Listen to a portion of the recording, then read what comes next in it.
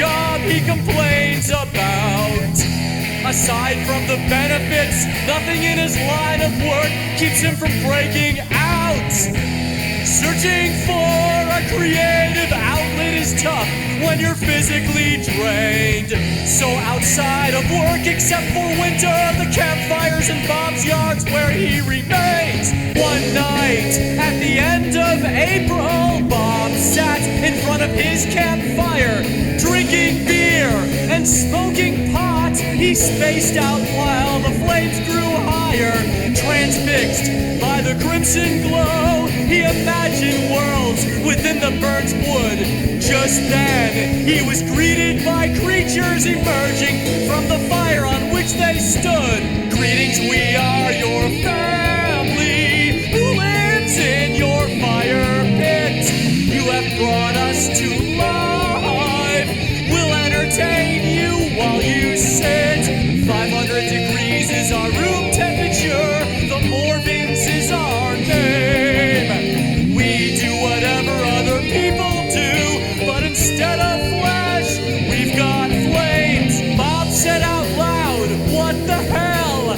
Who put something in my beer? The largest creature, who was made of fire, assured him that his perception was clear. He introduced himself as Prescott Morvin, and this is my son Bruce, my wife Phyllis, and daughter Denise. But Bob could have sworn his sanity was loose. The Morvins were living with constant rearrangement of hot coals, and then their sofa morphed into a carpet, and their ceiling had lots of holes. Denise Morvin was arguing with her parents of how she wanted a tattoo of a campfire, but her mom said 13 is too young, wait a year or two.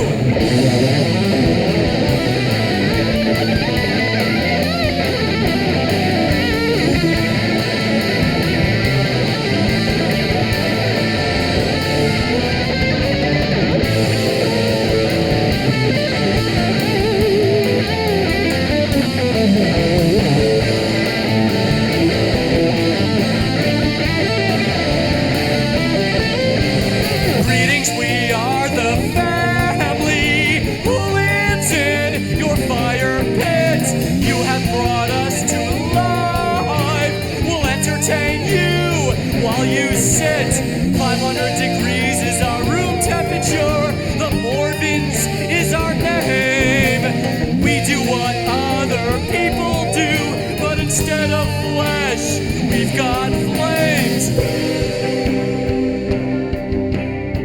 So Bob, mind if I call you Bobsled? Yeah, just a barrel of laughs here. You can call me whatever you want. I don't even think you exist. In fact, somebody must have put something in my booze. Yeah, that's what it must be. So yeah, somebody put something funny in my drink. Yeah, who do you think you are, Jimmy Stewart? Well, if you Morvins, as you call yourselves, really do exist and aren't just a product of my hallucination, then, oh, by the way, that's a cool Matchbox car there, Bruce.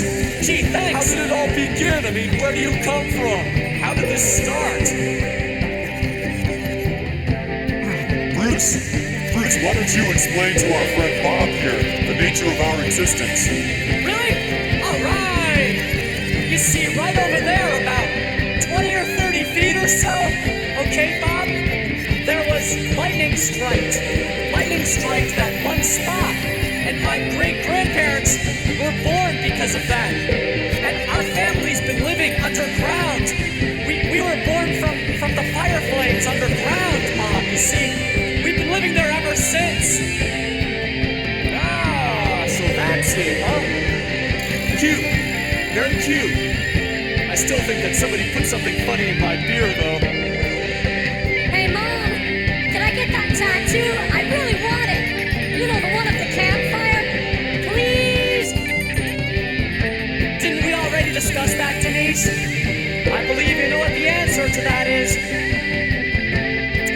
Oh, man!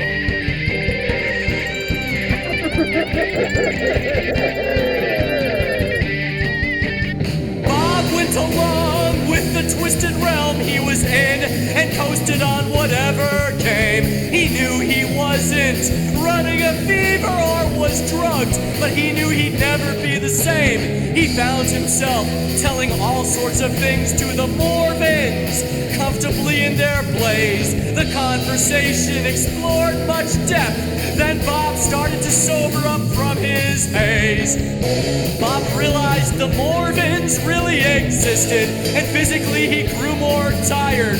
And if he mentioned this new family of friends at work, he surely would be fired.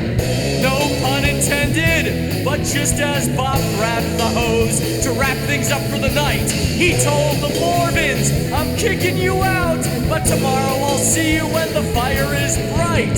Greetings, we are the fans.